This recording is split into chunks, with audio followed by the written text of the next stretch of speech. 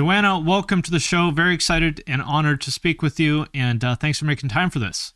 Yeah, hello. Hi. I saw you in the emo book that we're both in, Where Are Oh, Your you're Boys Tonight? too. And I Oh, said, oh, hey, look, it's Joanna.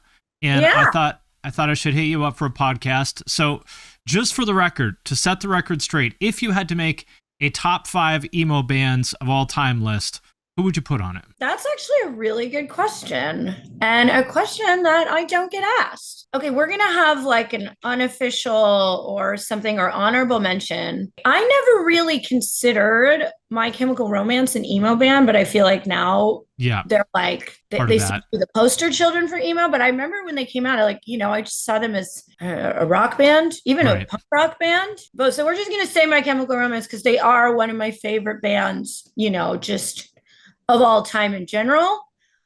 Personally, I don't think they intended to be emo. It's almost like they were called emo like 10 years later, but that's okay. We'll Does just go. anybody intend to be emo, though? Or at least not back then? I think some people did. I mean, back in the day, there was a whole like emo scene. Like, I feel like it's funny because emo like kind of became something different, like on TikTok, right?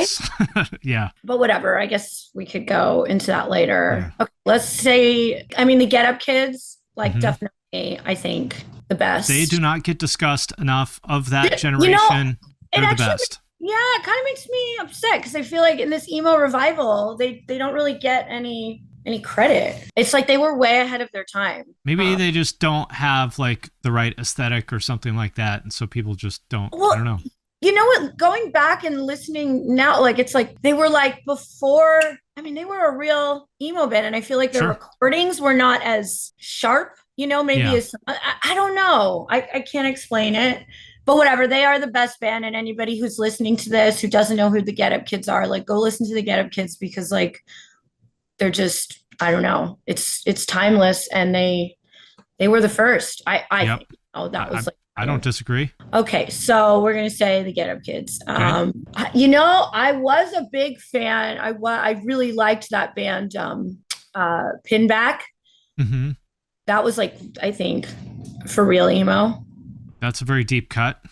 Yeah, that's a deep cut, right? Yeah. I'm talking, let me see, because I want to like do like the real emo. What I thought was real emo. Okay, so we have two. This is a very important question, and I'm taking It is very seriously. What about the promise Jets ring? Jets to Brazil. Okay. I loved Jets to Brazil. Mm-hmm. Does anyone know who they are? No. Nobody No. under 40. Nobody knows who they are. No. The Used, I think is like the greatest band ever. Oddly, Yep. like I wasn't so into the Used when I was younger because I think wasn't either. and now I am. Yeah. Now Same. like I can't Same. stop listening to them. So it's Yeah. almost like that's funny. Am I a poser? I don't really know. My I think wife. both of us probably came from the same scene where like they were too mainstream or something. I just never really cared, or I just didn't even really think about him. My wife Was is it quite a their bit. fans? Was it their fans? Like, did I just like not really click with their fans at the time? I don't know what. I just didn't think it was for me, and I never really looked into it. Basically, Yeah, but now And then I heard later through my wife, and I was like, "Hold on, these songs are actually amazing." Yeah. I mean, like that's the thing. I don't consider Newfound Glory an emo band. I know other No. people would, No, absolutely not. No. Okay, thank you. I'm glad we're Great on this band, but not page. emo. Great band, not emo. Okay, then I'm gonna say. And really quickly, I also wanted to mention my Patreon. If you like what I do on YouTube and everywhere else, joining my Patreon really helps me do this full time and worry less about videos getting demonetized by YouTube or copyright claimed by labels. Patrons get all my podcasts and main channel videos early. There are members only channels in my Discord that I'm super active in. I also do giveaways. For example, I've been giving away a lot of Emo's Not Dead merch. And you can also have me review your music, artwork, or anything else. All you need to do is join my Patreon at the $10 level, and then every month I do a call for submissions. If you want me to review something, just drop it in the comments of that post, and then I will review it live on Twitch. So if any of that sounds cool to you, hit the link in the description of this video, and I appreciate your support. How about the promise ring? They would be on my list. Okay, or like Sunny Day Real Estate. Okay, I mean, yeah. So many, Sunny Day Real Yeah. Estate. They were, but they can be kind of boring sometimes. But like, you gotta like mention them. Mhm. Sam I Am. Was that emo? Okay. Was that more punk? Yeah. Yeah, I wouldn't consider it emo, but again, a great band. Yeah. Okay, you know what? I really do like Hawthorne Heights. They're If we're gonna, great. like a more generic, another Yeah. band I didn't care for much Mhm. when everybody else was like Same. getting into them, but like Yeah. I rock out to Hawthorne Heights now. Like these are all like, I listen to a lot of a lot of emo actually when I train and run marathons now. Like Okay. there is nothing better. So I will go through like, the entire like emo retrospective. Okay, so I think that's a pretty good cohesive list of like old and new, and we're just gonna put My Chemical Romance in there, even though I don't think they're really emo, but I feel like they now are the poster children for emo. Anyway, I'm on board with it. I think it's a that good probably list. took too long to answer that question, but I was very passionate about it, so I didn't want to like do it. You don't wrong. want to half-ass it. Yeah. Now, like so many more emos are coming to me.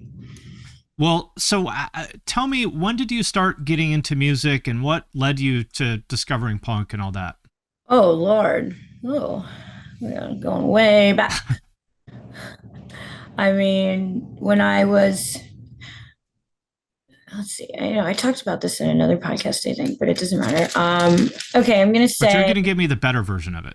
Oh, I'm gonna give you the better version. Yes. Okay, I mean, look, I always knew I was weird, I always like identified with like weirdos, I was always looking for them. I mean, I'm 42. It was very hard to find weirdos when I was younger. We didn't have the internet. We couldn't like reach out and like connect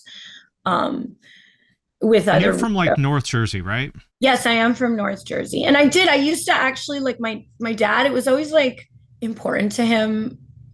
Kind of strange thinking about it now, and I feel like it would be very different for kids now. We lived in a safer time. I don't know. He taught me how to use like public transportation when I was at like a very young age. I think he always like encouraged me to sort of explore. I think he did a lot of like road trips and taking buses and this and that when he was younger. So he always thought that was like really important. Anyway, yeah. He taught me. So I would just take the bus into the city, into big old New York City. Which back then was pretty fucked up. Yeah, it's so weird because I was never like scared there, and my parents weren't worried about me when I mean, I would go to like the East or the West Village, I would walk around like St. Mark's and stuff like that. But like even, before then, yeah, I would just like, I would walk around, I would go to record shops and like, I didn't really know like how to be punk. I didn't really know what was out there beyond, what was on like the radio, like I was really into like just anything that was weird, like Green Day. I remember when they came out, or not when I first heard of them, when I started seeing like, you remember like 120 Minutes on MTV, I would watch it and I would just be like, I was starting to like understand like what punk really was, but I didn't really know how to grasp it. Right. That this is like so long ago.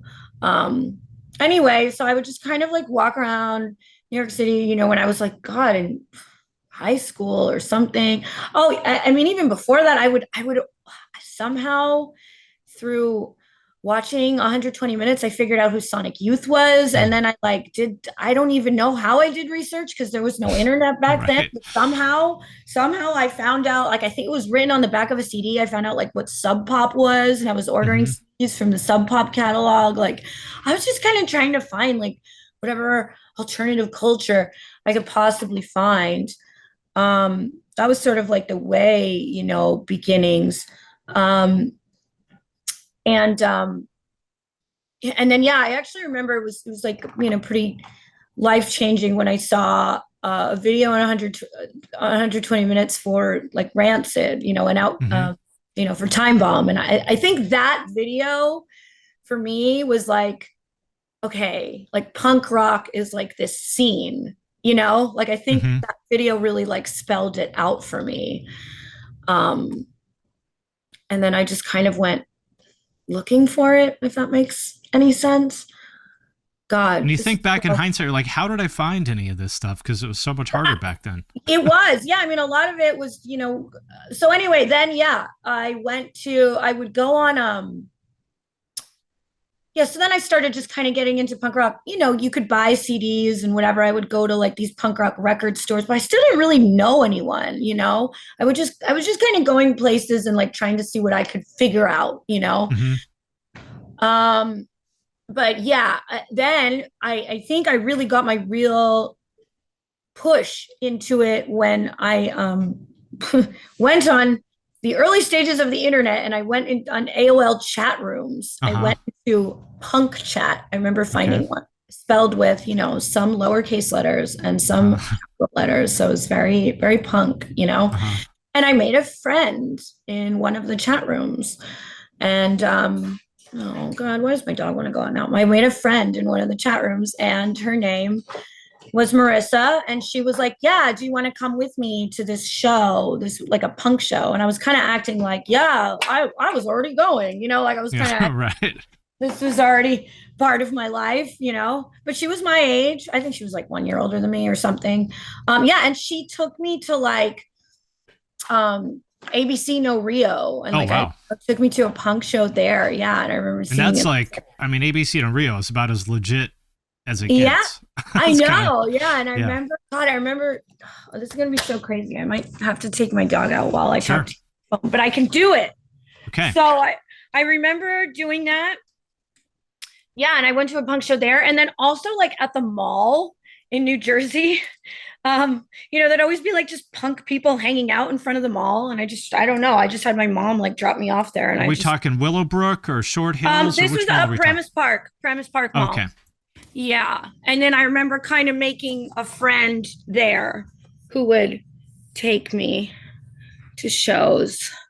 I know this is like traveling down memory lane. If you want, I can just pause this if you want to.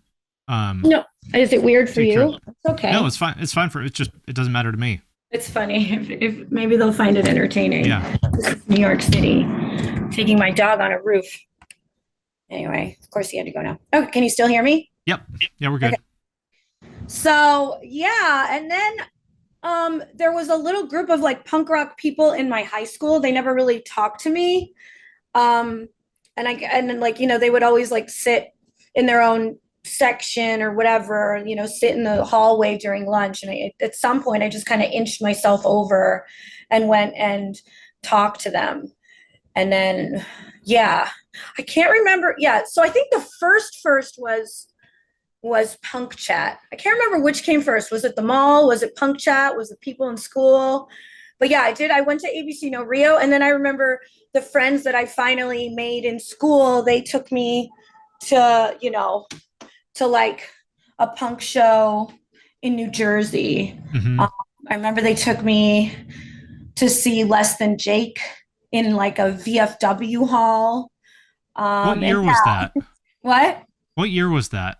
Oh God. Because I saw Less Than Jake at some random venue in North Jersey. I don't know. This would have been maybe 97 or something. Oh my God. Okay, wait. I don't remember where it was, but it was somewhere like later that night we went out in Patterson. So it was somewhere kind of around there. Close to me. Yeah. Okay, I was in high school. What year was I in high school? I was born in 1980. So I graduated in 96, so you probably graduated in 98. I did graduate in 98. Yeah. Yeah, so I bet we were at the same show. It's possible. I think we were at the same show. Could be. I don't remember where it was really. Yeah. And then a memorable moment, my friend, I can't remember which show came first, which is so crazy. I definitely remember the ABC No Rio show. My friend who I met at the mall, she took me to a backyard show in New Jersey. It was a kid who lived in a house and he had shows in his backyard, and his mom would like help put the shows on and stuff. And the Casualties played there. Okay. And this was actually, I met, cause he hung out at the mall, a guy, his name is Heath Miller. I feel like every time I do one of these podcasts, he gets back in touch with me. He went on to like put on a bunch of shows in New Jersey. And he actually, I think, put on big concerts later on. I don't know. I don't want to talk about his history, but yeah, my friend at the mall, yeah, she's like, oh, my friend Heath's dad is going to pick us up and take us to Craig's house because there's a show in his backyard. And that I think that was the first, like, I don't know, I think I really saw like a real punk scene. Also, that was in New Jersey, like not very far from my parents' house. And yeah, I just remember seeing the Casualties play in a backyard, and it was just like this sea of like leather jackets and mohawks and people screaming and yelling, and I don't know, and I was just like, oh, this is like my scene. This is like where I want to be, you know. I want to, like, you know, yeah, that was like the early days. I went to some shows at Coney Island High. I remember very early on, I think it was the first show I saw at Coney Island High. Anti-Flag played, and I remember seeing them play Die for Your Government on stage, and I was just like, yeah, I don't even know why I hate the government, but I do. You know, being in the worst. Yeah, I'm so angry right now. So these were like all like just kind of, you know, memories I had of sort of finding out about punk rock and the scene and figuring out where I fit in high school. So yeah, you know, there would, like in Ridgewood, all the like punk rock people would hang out there. We would just sit on a stoop and, I don't know, drink vodka out of 7-Eleven slushies and stuff. I don't even know, you know, what we were really doing. You know, then in college, you know, I went to Rutgers, which is in New Brunswick, which I feel like was like the epicenter of, I don't know, I think I was. And that was like the peak of Lifetime and all that stuff, right? Yeah, so I was coming in right when Lifetime ended. I never actually got to see Lifetime until one of their reunion tours. Yeah. But I was like, I remember coming in like right when everybody was like talking about Lifetime's like last show. Okay. Yeah. But that New Brunswick scene was amazing. I guess Thursday was probably starting around that time. Yeah. Yeah. I mean, I said in the book, you know, Jeff was a good friend of mine. Jeff used to throw shows in his basement, and I used to always go there. And me and Jeff, we were in the same English class. And yeah, I remember it's in the book he was just in my English class, and I randomly, like, I had 2 tickets to see Elliott Smith. And I was like, oh, I bet that emo kid in my English class would want to go with me. I don't know. Anyway, we went to see Elliott Smith, and on the way home, because it was in the city, so we took the train from New Jersey to New York, and so glad I went to that show, you know, because yeah. And I remember on the way home, he said, hey, I'm starting a band, and we're going to play our first show soon. And I was like, what's the band called? And he said, Thursday. And I was like, I thought he meant like, I was like, oh, you guys are Thursday? And then he's like, no, that's the name of the band. And I was like, that's not a really good name. Maybe you should change it. So a lot of people have like a, high school or college kind of punk phase, which obviously was not a phase for you. What do you think about it kind of stuck with you? I mean, everything that I kind of learned, stuck with me forever. Let's see how to boil it down. I mean, first of all, I always looked up to all the, the strong women in the scene, like Kathleen Hanna, even like Joan Jett, or I don't know, just like that to me, these were like the feminists. To me, I don't know. I think just not, it's funny to say not conforming because you're still kind of group. First of all, just this like DIY-ness like instilled with me from such a young age. I had friends at a young age that ran mini record labels where they were pressing records, like actual physical records in their basement.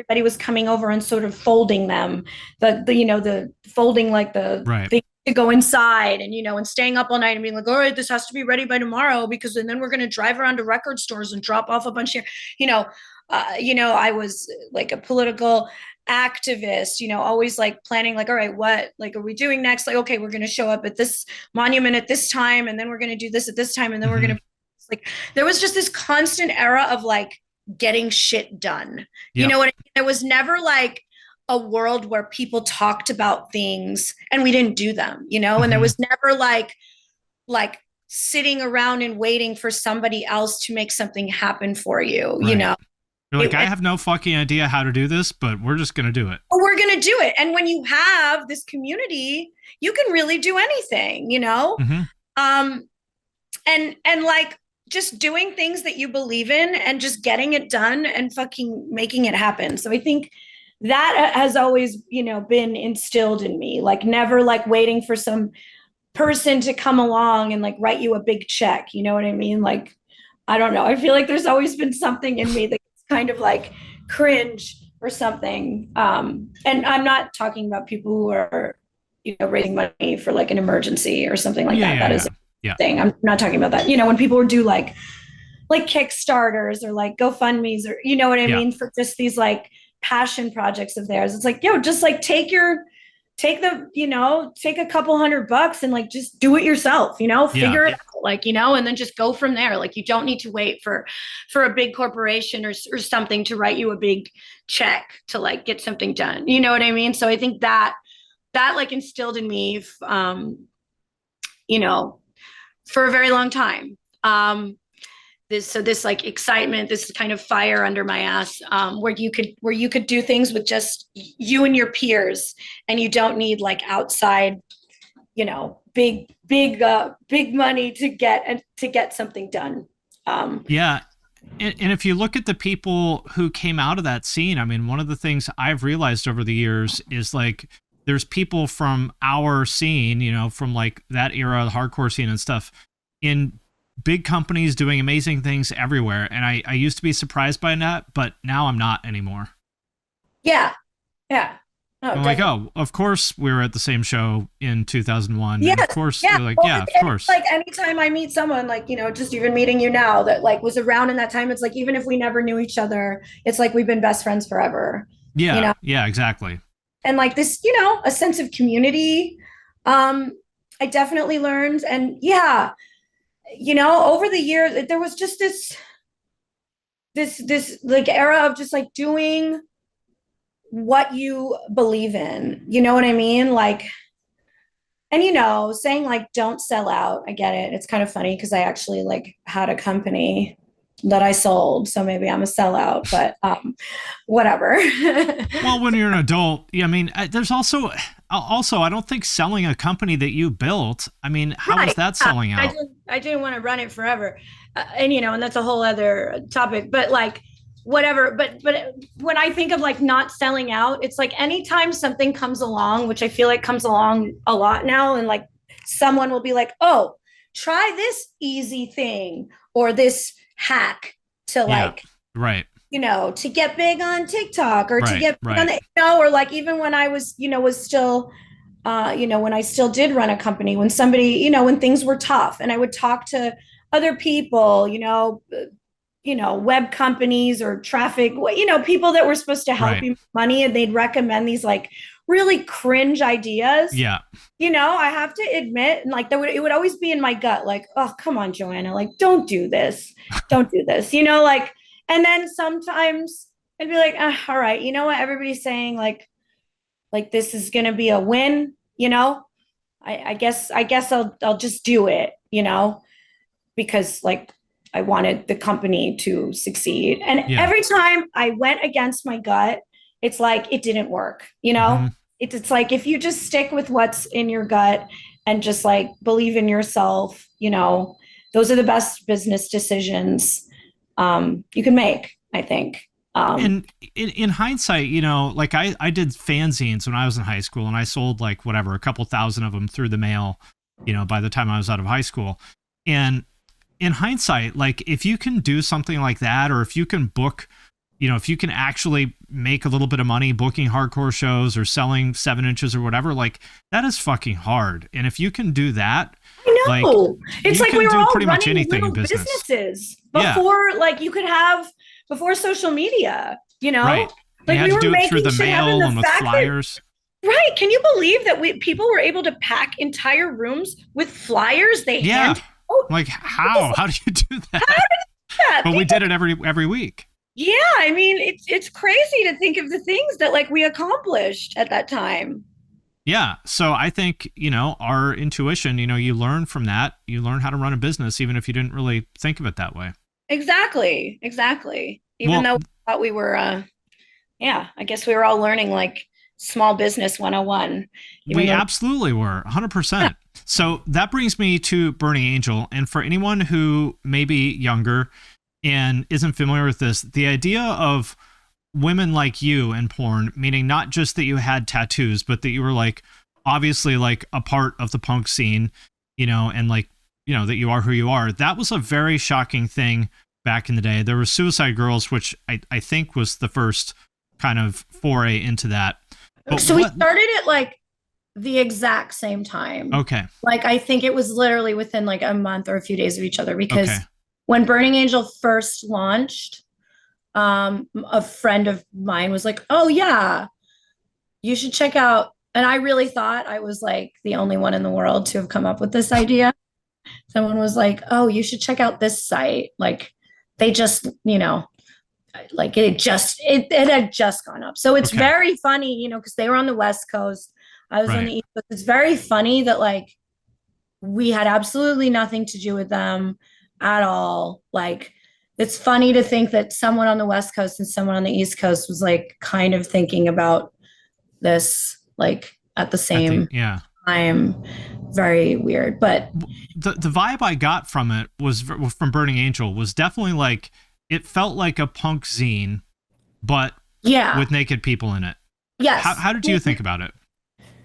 Look, there were many, many stages of Burning Angel. You know, we were kind of what Burning Angel launched in 2002. I sold it in 2019, you know, and it went through a lot, you know, so there were many, many stages and iterations of Burning Angel over the years and how it started and where it ended and stuff. So you know, it's hard to really, but, you know, but I know right now we're kind of talking about like the beginning. I mean, we really like over the years as Burning Angel gained more success, I would find like articles and stuff saying like, oh, this was all just PR. This is like owned by a big company and like this and that. And it's like, no, like this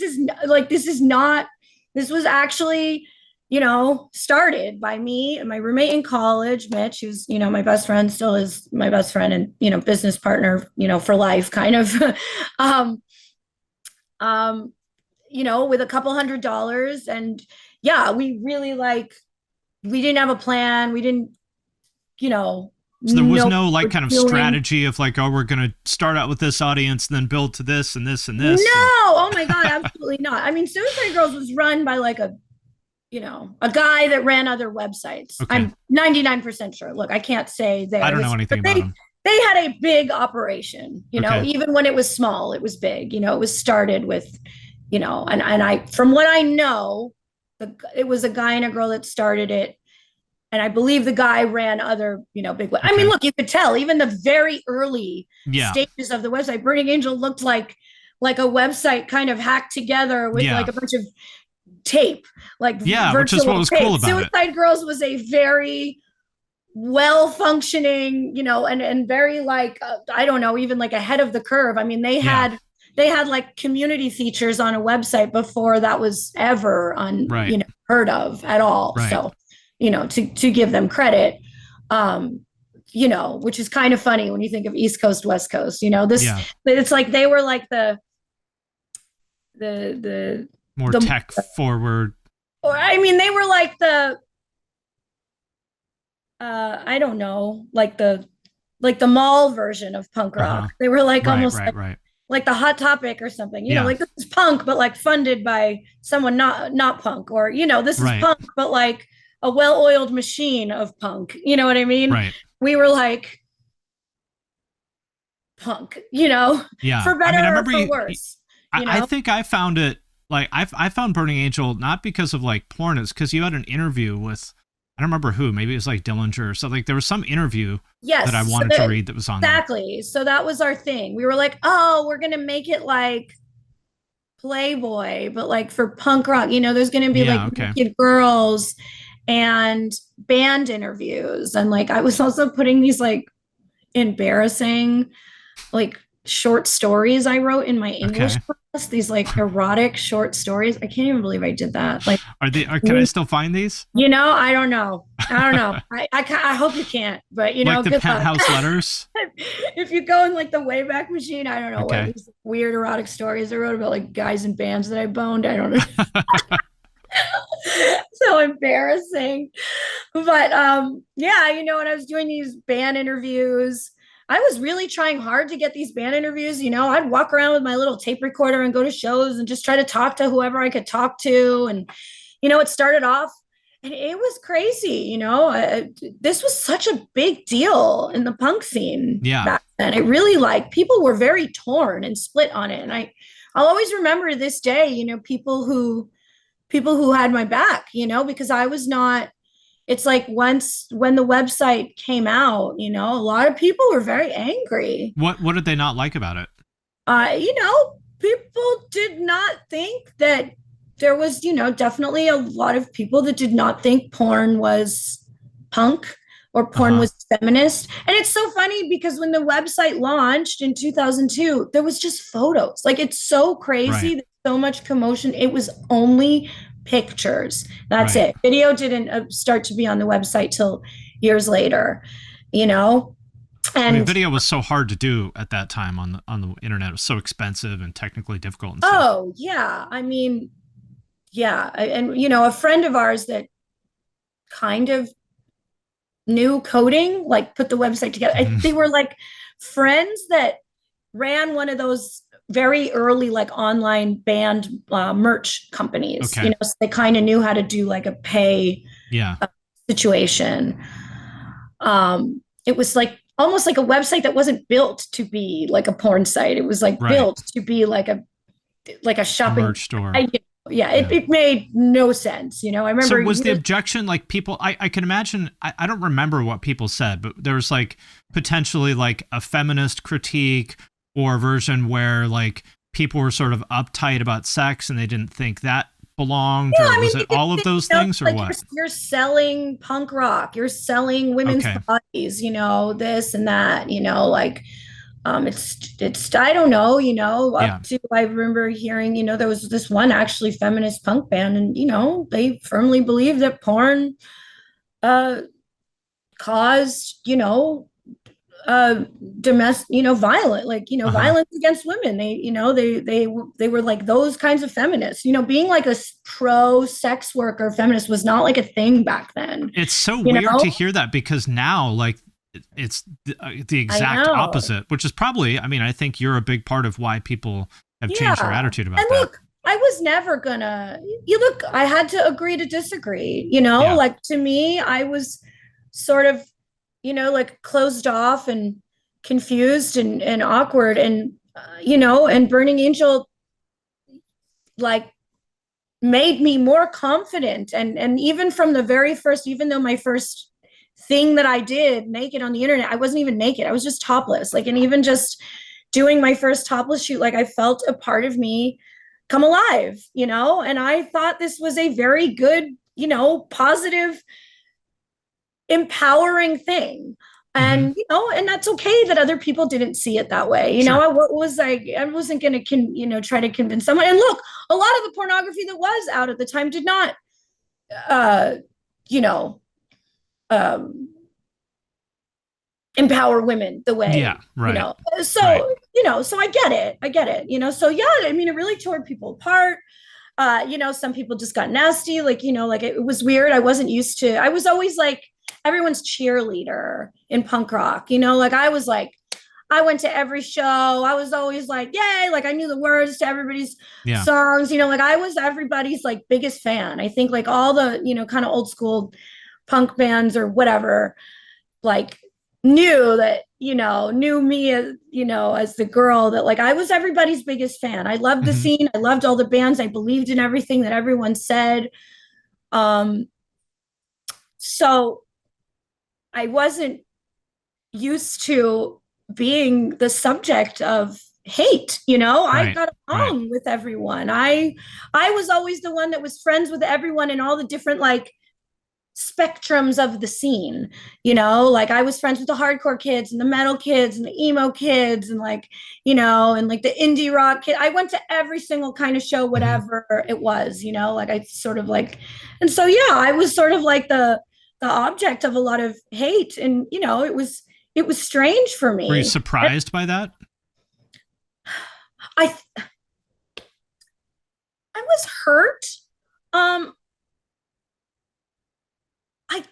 guess because I always supported all of my friends' projects, whether I liked them or not, whether I thought the band was good or bad, I was going to support them, and I was going to be there. And like, so I just kind of thought this was like an unspoken rule in our little punk rock community that like, if somebody does something, you stand behind it and you support it because it's part of punk rock, but it's just, and I did things very similarly to my friends who were in like these small bands and whatever, but it just, everything's different when it's porn. Yeah, it's like you can literally take a shit on stage and hit somebody over the head with a mic stand, and that's totally cool. But if you show your tits, well, now we got a problem. Yeah, a handful of naked pictures. I mean, I remember the first band, we had an interview with was an old school Long Island hardcore band called Kill Your Idols. And from what I remember, I heard it through like a friend, so I don't know exactly. I don't want to like say things that isn't true, but they got like thrown off of a show because they were like supporting. I believe it. Yeah, it was a different world back then. It was crazy, yeah, and I wasn't used to being. That was like when message boards started to be a thing. Yeah, and I remember seeing a picture of me on a message board and everybody had something to say, and some people were being nasty. Like people were like, she's so ugly, anything from that to like, it's wrong. It's not punk. It's this, but it became this like very, very, very long active thread on one of those early message boards. So I actually remember the person like, in charge of the message board. Do you remember what board it was? God, what was it? I think it was the Trust Kill message board. Okay. No, Trust Kill or Bridge 9 was pretty big back then. Yeah, too. It was one of those. Yeah. And and there were pictures of me on there. And this was like so back in I was like, how did somebody even get a photo from the website and post it there? And I'm like, is that legal? You can do that? That was like, what the technology? Like, how do they even know how to cut and paste my image to insult me? You know, it's one of those interesting moments where you're like, oh, I thought the punk scene was different than the rest of the world. And in those moments, you realize actually it's not different. Like in some ways it is, but in a lot of the bad ways, it's not. Yeah. But something I did learn, I remember, the day it launched, and I'll never forget it. There was a party at my house because it was April 20th, 2002, 4/20. Mm-hmm. There was a party at my house and bands were playing in the basement. One of the bands playing, they were, a female fronted band. And she gave a whole speech about how bad pornography is in my basement. No, like, how did she end up playing? She was looking at me when she said it, and it really sucked. This was one of a band I really loved and respected. I'm not, it doesn't matter. Yeah. I'm not going to say name. Like I said, I don't think the girl was wrong, and she was a person who was a victim of a lot of, sexual abuse growing up. So she was very outspoken about it. And it's a valid point of view, even if you disagree. A valid point of view, and I was not here to take away any of her pain, and I always was behind her on movements. To be fair, I lived in a house with like 8 guys, and one of the guys in the house, he booked the shows. And I didn't really have much to do with booking the shows. I just, walked downstairs and went to them. So I'm not entirely sure if she knew I lived there. I don't know, because she was just, she was just going to the show she was booked for. So whatever. But I do remember she gave a whole speech that day, the day the website launched, uh, about how bad pornography is, and how it like is the reason that women, you know, like suffered violence, you know. Sure. I don't want to be too graphic, you know. Yeah. And I was like, is this directed at me? You know, I'm like, what's going on here? Everyone was asking me about it, you know, and it was 420. So there were like these vegan, you know, pop brownies going around that I ate, and which was, you know, probably a bad idea, but, and yeah, so everything was like kind of heightened because of that. And I was everywhere I went in the party, like, you know, and there was a lot of people, you know, there was like bands playing in the basement. There was like people everywhere, all over the house. And everywhere I went, people are like cornering me to talk to me about my feelings on like punk and porn, you know. And like, you have to understand, like, I didn't go to LA and do anything. This was like, I took topless photos that like my friend, you know, Mitch, he borrowed a friend's, do we even call it a digital camera? He borrowed a camera from his friend's mom. Oh, my back then you called it a digital camera because it had the discs, the floppy disks in it, the early stages of digital camera. We had a friend and be like, he's rich.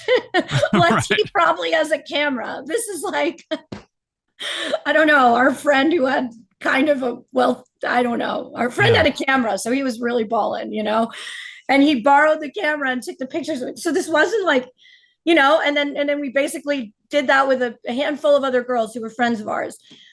So I didn't have a lot to say about it, you know. For me I wasn't prepared to like speak about pornography and what this meant and like and how it applies to feminism. It was just things I didn't really think through, because getting this website up was such a clusterfuck, you know, like we kept setting dates for it and they weren't happening, and you know, so like I think I was just so like in the zone of getting this website on the internet and doing whatever I can, which was not much because I wasn't a programmer or anything, but a lot of just like trying to figure out whatever I could do. So I kind of didn't think about the fact that, oh, this is porn and it might piss people off, you know. I was just so busy with and excited launching this project. But I mean, you know, I'll always remember. And I remember I went to my room and I kind of like shut the door. I was like, you know, it was a house, it had a basement and it had like 3 stories, and I lived in like the top. Well, actually there was an attic. I didn't live in the attic. I lived in whatever. Anyway, I ran upstairs to my room and I just shut the door, and I was like panicking, and I was like, all right, I either need to move and take this down and pretend it never happened, or I need to, you know, make this the greatest thing that ever existed. You know, I knew at that moment it was like sink or swim. You know, and also spending so many years as a person who was sort of always in the background or in the crowd of the industry, seeing everybody get so torn and loud over this, I was like, this is a powerful thing. This is more powerful than I thought it would be. And this is, and even though this is like to a group of like a few hundred people, to me, that was the world, you know, like we didn't have Instagram or, you know, things back then where you could see like there's only a couple hundred people that care about it, you know, like these were people that you knew, or at least a lot of them. These couple hundred people were my world, right? You know, that was the whole world to me as far as I was concerned. And I was like, yeah, this is really powerful, and I need to, you know, I need to take this and you know, and really do it. Like I saw some kind of glimmering, you know, potential of something that could be really, really huge. And I had no idea what I was getting myself into, but I knew I made a choice at that moment. Like, this is the choice I'm taking. And I never looked back. So, and that was in April 20th, 2002. So it's been a journey. Yeah.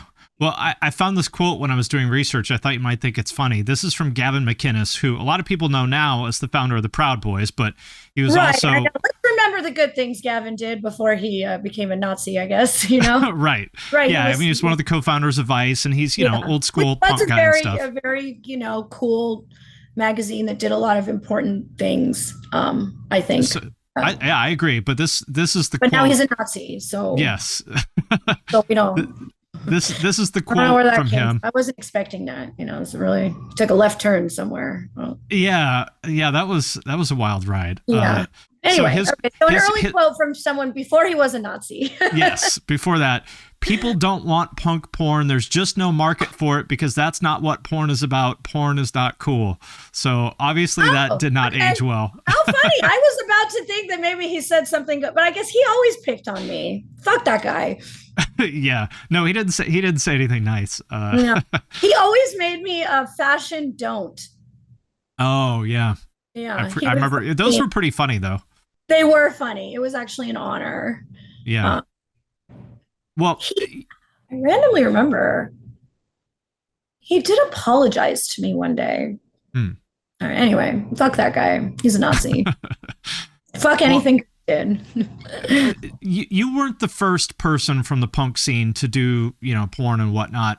But I do think you were the first, unless I'm mistaken, I do think you were the first person to be both the star and also the business owner, which is a new thing. So when I think of, you know, now there's all the Deftones alt girls with OnlyFans accounts and all that kind of thing. That's like a whole kind of template. People call them Deftones alt girls. What is that? Well, yeah. Well, all those girls are into Deftones now. Oh. That's I don't even think people are into, like, I think Deftones is like, I think that's I'm with like, you. That's like still millennial. Like I don't think Gen X. Listen, everybody loves Deftones now. It's all big on TikTok. I don't think, I was like X. No, that's older. Gen Z. I don't think they care about the Deftones. Oh, they do. They loved, I was surprised by this too. They all love Deftones is like the band for all those people now. I didn't know. Well, yeah. I like the Deftones. See, now everybody thinks I'm crazy for having the same reaction as you, but I want everyone who's watching this, you see Joanna has the same reaction as me. It's like, oh, people like Deftones like that? Okay. Interesting. Yeah, I didn't know there was like I mean, to me the Deftones was like Korn. Stripper music. Well, it still is. What? It still is. I didn't really listen to the Deftones until I was a stripper because it's just like good music to be a stripper to. But Korn, okay, look, Korn, like I remember when Korn came out and they were, you know, it was a big deal, and they really did. They did some very important. They were great. They were great, and then I think when they got, I don't know. At some point, it was like cool to like Korn.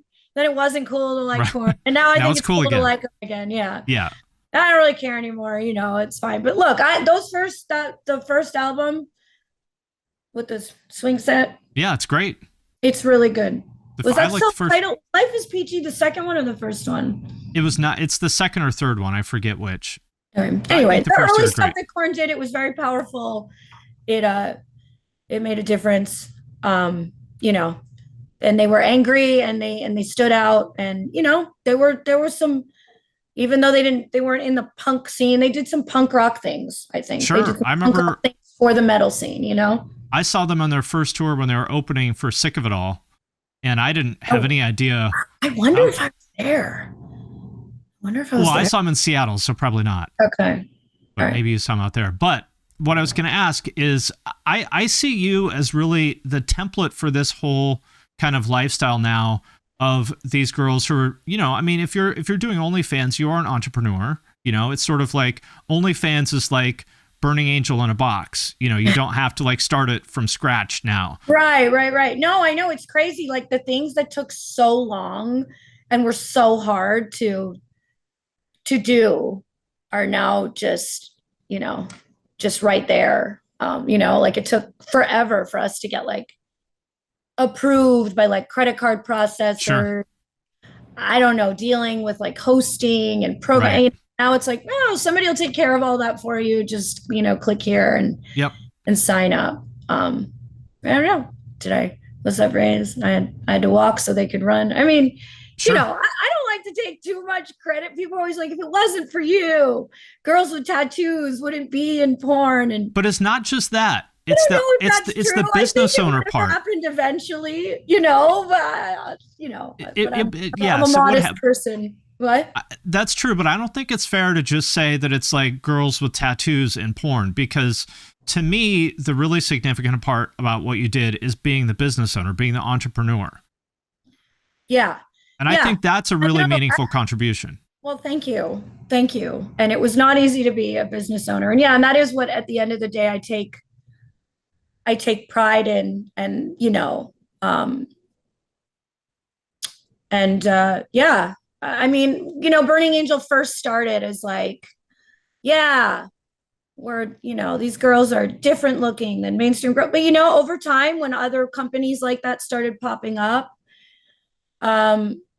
it's like I had to be like, all right, beyond girls just looking a little bit different. Like what, then I had to sort of fine tune, like, I started to be like, what is my style as a director? How do I go beyond just visually looking different, Right. Creatively, I wanted to be different, and, yeah, I don't know. I mean, I think the difference is that, for sure, without you, someone would have come along, and be like, oh, I'm a pretty girl with tattoos, I can be in porn. Like somebody would have done that. But I don't know that the idea that if you are whatever, I'll say like an alternative person or whatever, that you can run a business, off this kind of stuff. I don't know that would have occurred to someone else, like being outside sort of the conventional industry. Yeah, definitely. We did things, and it's kind of funny now because girls will ask me for advice, and I'm like, the way I did things, like everything's so different now. Like, I'm asking for advice from the younger generation now because they're just so good and so savvy.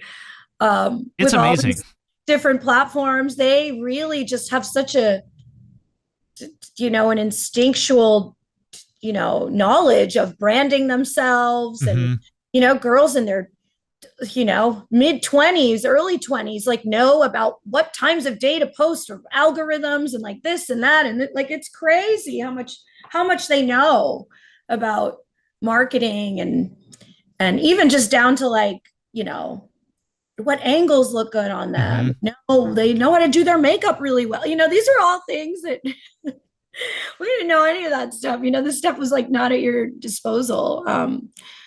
But I give whatever advice I can, but I think I try to tell people, like, nothing came easy to me. I worked very, very hard, and I still do.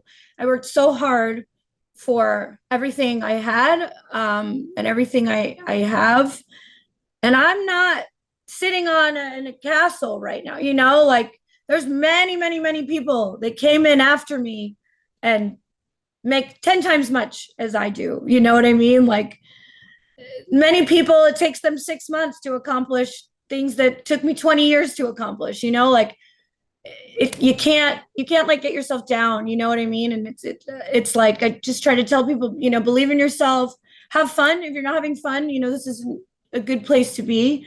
Like, just believe in yourself and like keep moving forward, and don't get discouraged. And I think that's an issue, like, a greater issue with the world. Like, people are very, sorry, I have a point in here somewhere.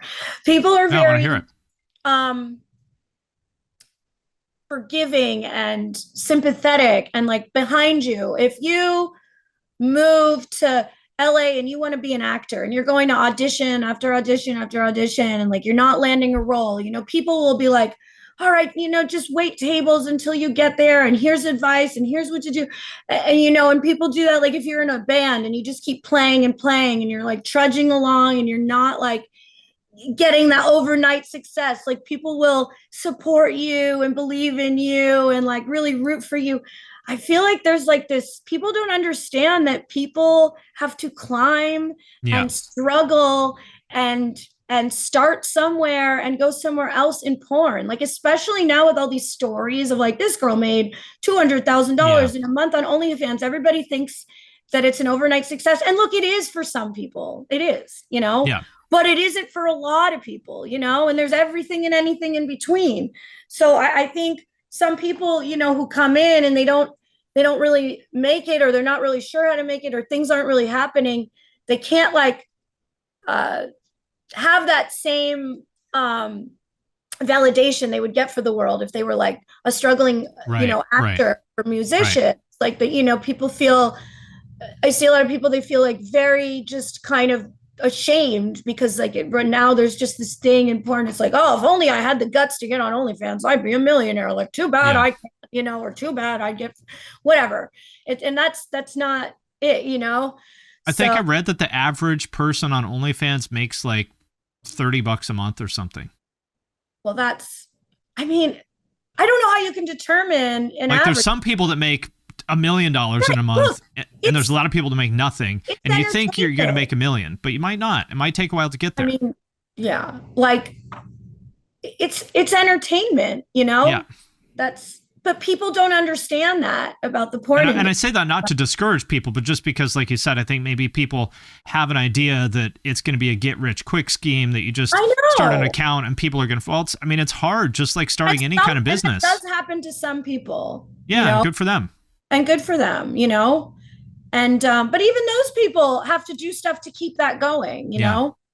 And most those people, like if you're going to become like a real overnight success, that means that you had fans from somewhere else, which means you had something, you know, like you know, whatever it is. But yeah, there's no like message like, welcome to OnlyFans, here's $1 million, have fun, you know.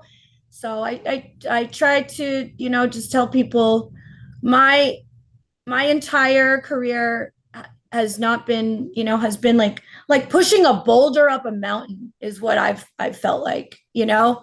Or I always gave myself very realistic goals, like very realistic. And once I got there, I would make another one. And once I got there, you know, I would almost kind of take these baby steps, because if you're trying too hard to go from here to here, you're going to get discouraged, you know. And that's hard to do in entertainment, you know. You can't take things personally. I think running a business helped me separate myself. If that makes any sense.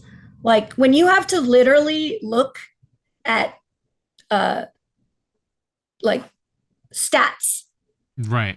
Like financial stats on how much literally like people are looking at you, you know, and see them go up and see them go down and see months, you know, or years even where it was just plummeting, you know, like when you really like a lot of girls who got in the industry, you know, they were working for other people all the time. I think now it's actually nice, you know, like on OnlyFans, because I feel like everyone is kind of running their own business. And they are, you know, everybody has like a very like tangible thing to look at of how, I guess sounds shitty to say how much they're worth, but I mean, it's not how much you're worth as a human, but it's how much the market has decided you are worth in this context. But I was looking at those things when no one else was, you know what I mean? So I was like seeing cold, hard facts, and sometimes those facts were exciting and sometimes they were very depressing, you know?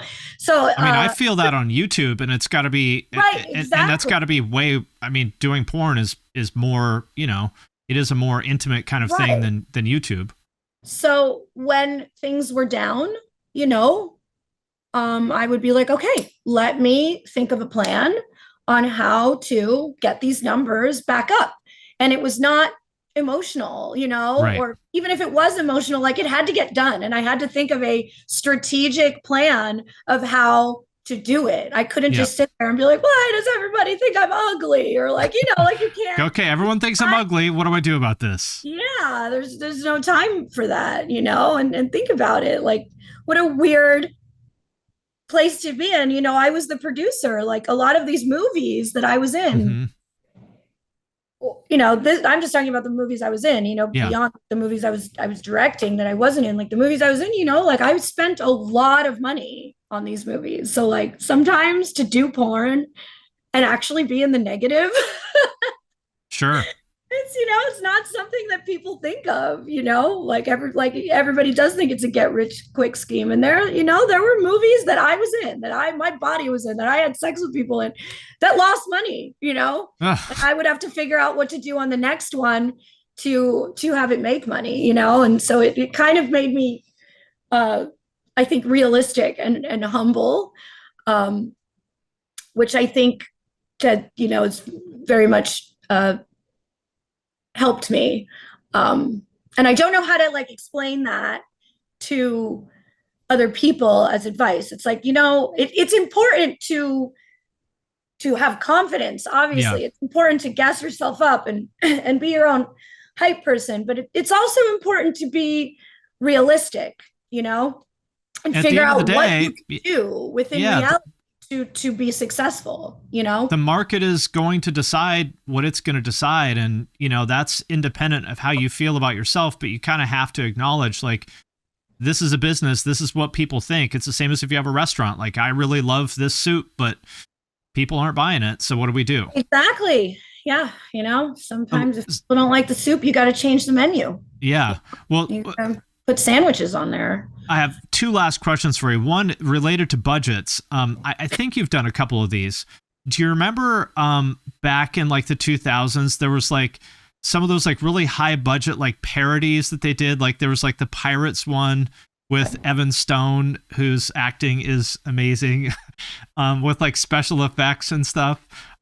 Those were so funny. A lot of parodies and features and stuff. But they had like, CGI skeletons and stuff in it. We did, yeah. Okay, speaking of CGI skeletons, we made a Nightmare Before Christmas. We just did it as like one scene. It wasn't like a whole feature-length movie, and yeah, the whole thing was CGI. Does that like make financial sense as compared to just like run and gun? A lot of big, we call them in porn, like anything with like a big plot, they're called features. That's what they call them. Okay, they're called features. Okay. Feature movies, look, and I made a lot of them, like Cindy, Queen of Hell, or, I made a lot of parody, I Know Who You Fucked Last Summer. Okay. I've been, made tons of them. We were kind of known as the horror. Okay. So look, there's on the website, they were never the number one thing people would click on, but they would get press and get attention to the company, and they were more of a thing. Like they did better on DVD than they did on the internet. I think a lot of people bought them as like gifts. They were things that couples would watch together.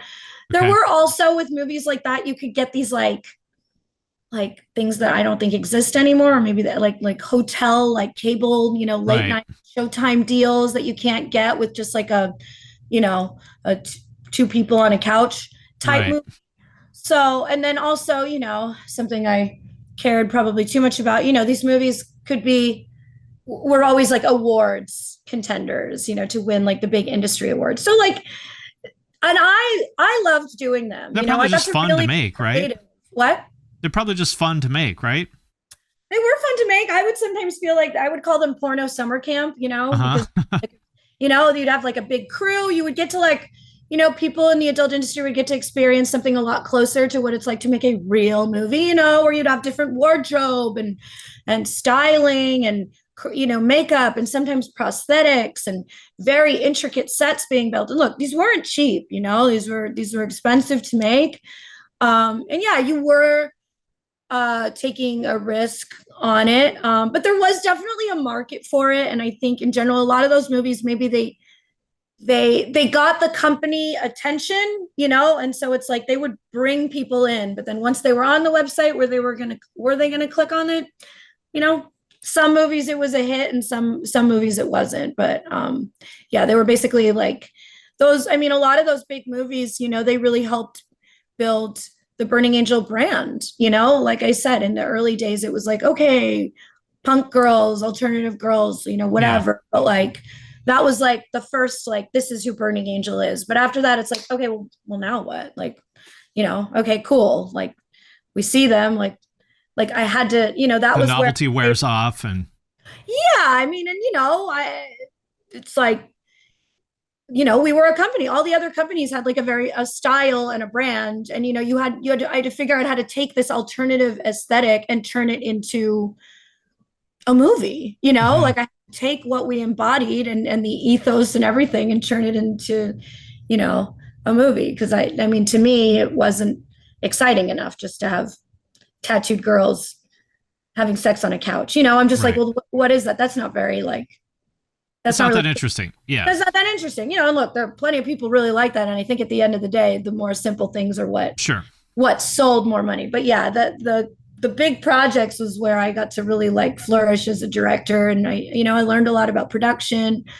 I took some very big risks and some were a win and some weren't. A lot of those movies won a lot of awards, and I don't know. I'm when I look back on it, I'm proud of them.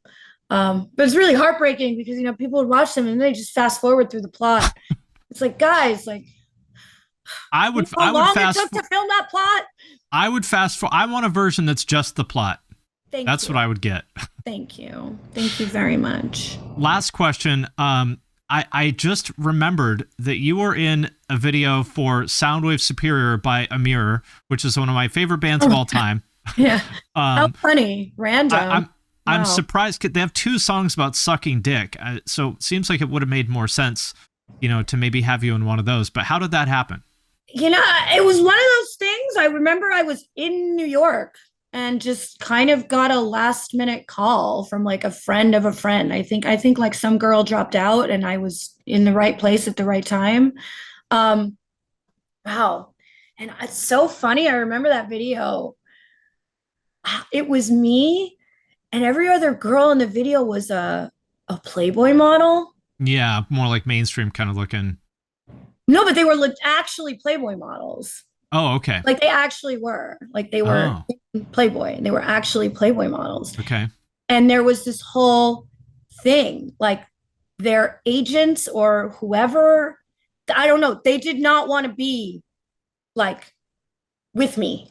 Like they was just so like they thought they were too good for it or something. I didn't know because I didn't know anything about Playboy. It was like a whole other world, world that I didn't cross, which is kind of. Were you like friends with Frankie or something? Playboy, what? Were you like friends with Frankie or something, or how did you end up there? Yes, it was different. Yes. Okay. Yes, Frankie was someone I knew. He was the director, right? I don't know, probably. Yeah. Frankie is the singer of the band. I don't know if he directed the video. I was friends with the director of the music video. So that's how I got it. I didn't actually know who directed it. Band. I became friends with the band after that. The Playboy, I didn't know anything about Playboy, but apparently Playboy models did at that time, which is so funny because it's like, I'm a Playmate now. Right. 20 years later. They wanted nothing to do. They were like, I don't want to be standing next to her because then people will think I'm in porn. It was like drama on but set. You are. Yeah. And it was like, I was like, I don't know what you want me to do. So it was very funny. Right. The director was like, I had to like put me separate all the time. Oh, that's funny. Like, what the hell is going on? I remember specifically there was this like pillow fight and there was like this whole thing where it's like, are they okay with being in a pillow fight with a porn star? And a few girls were like, no. And a few girls were like, yes, because then they didn't want people to see it and then think they were in porn. And it was like this drama on set. I'm like, I just got a last minute call and but the band, of course I was like, the band all loved me. And of course, when they're like, oh, we need someone to be topless. I'm like, woo, right. No problem for me. And, I don't know. I don't remember exactly what happened, but yeah, it was very like, yeah. But then I remember there was like one Playboy girl who was, she was like, I've always wanted to do porn. What's it like? And that's so weird. The horror of the group. Yeah. You got a lot of. I remember more than anything else about that music video is like being like, wow, Playboy girls are really mean. Does that kind of like, I don't know what the right way to put it, that sort of like classism still exist, or is that all out the window now? Like it did exist for a while. I think OnlyFans has broken a lot of that down, because all the influencers, model, like Yeah. everyone's doing porn now. It's really not a big deal now. What? It's really not a big deal now. I look, I have different outlooks on it. I like it. Like a lot of people in the industry, they are mad that a lot of people who look down on us are like cashing in on it now. Yeah. And I'm like, it's not the same exact people. It's just the same genre of it. You know what I mean? But I think it's really cool that I've been, with OnlyFans, I've gotten together with other, Instagram models and, people who would have never done this before. And they're like, and I actually learned things from them and they learned things from me, because like they don't really know how to do porn, and I don't know a lot of these, secret things about, whatever, influencer type thing. So I very much like the era that's going on right now. And I do think OnlyFans kind of like people have realized, a lot of girls are sucking dick that would have never sucked dick before, that that swore they would never, so I think it really like leveled the playing field.